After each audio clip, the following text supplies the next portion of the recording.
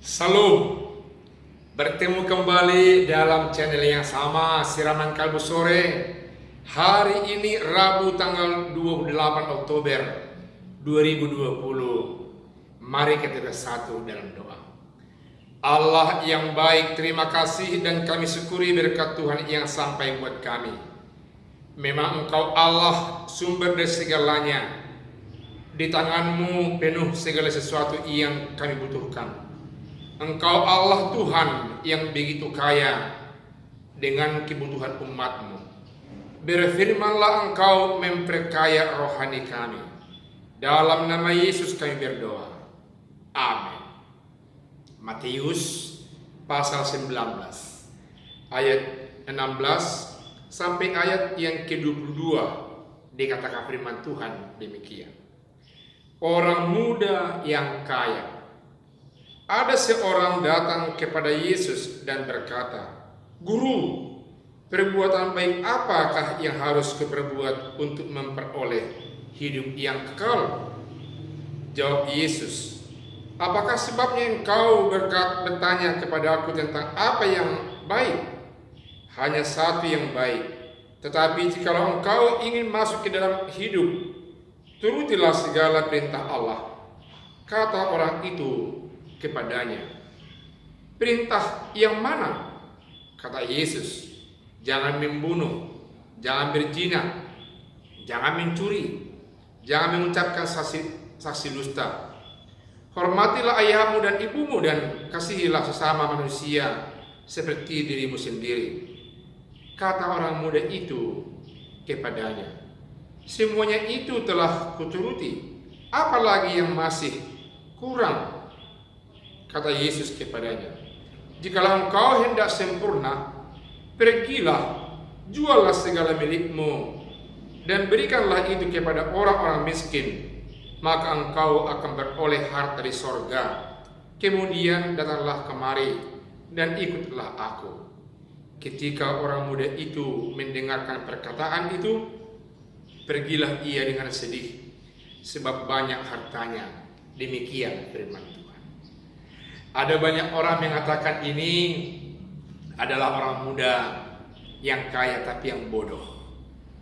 Namun kali ini firman Tuhan mencatat orang muda yang kaya, bodoh mungkin di depan Allah.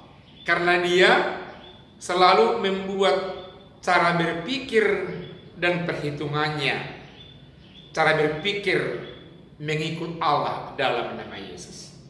Itu sebabnya dia datang kepada Yesus bertanya, "Guru, apalagi yang hendak kulakukan hal-hal yang baik supaya aku memperoleh hidup yang kekal, hidup yang selama-lamanya?"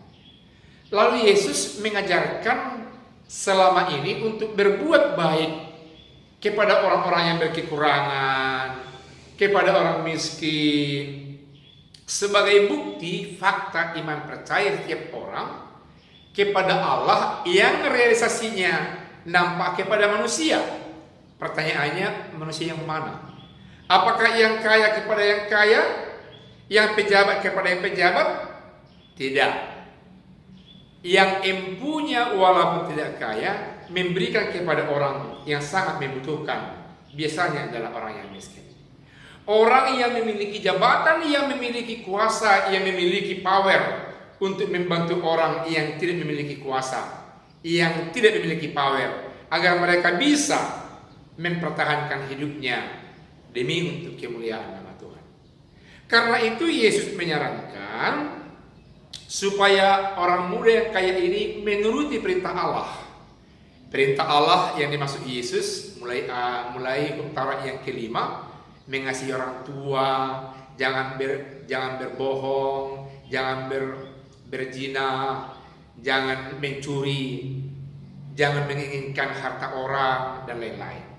Dan ternyata orang muda yang kaya ini mengakui bahwa semua itu sudah dia lakukan, dan dia masih kepingin lagi untuk mencari hal apa lagi yang mesti dilakukannya, karena dia merasa mampu untuk melakukan segala sesuatu jika diukur dengan kekayaannya. Tidak ada yang tidak mungkin untuk dilakukan menurut ukuran pikiran dan perasaannya.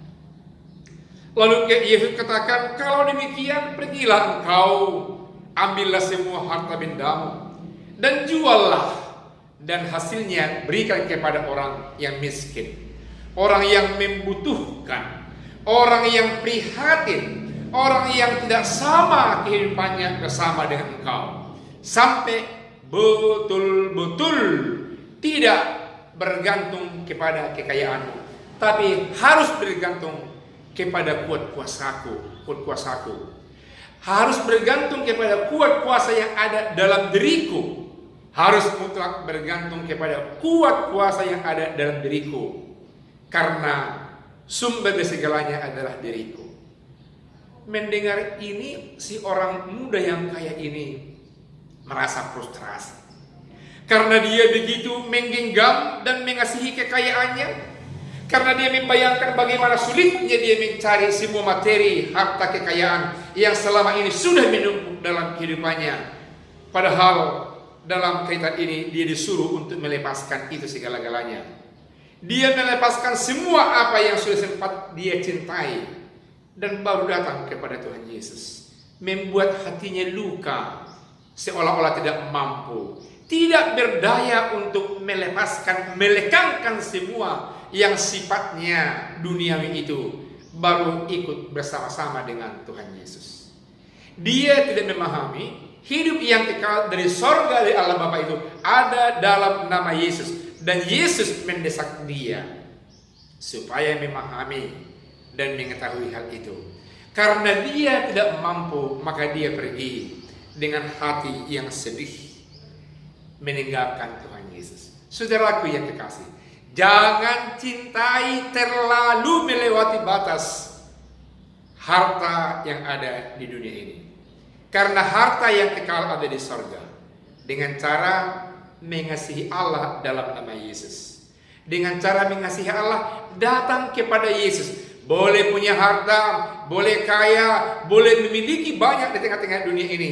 Tapi miliki Yesus Tuhan kita melebihi daripada apa yang ada di tengah-tengah dunia ini.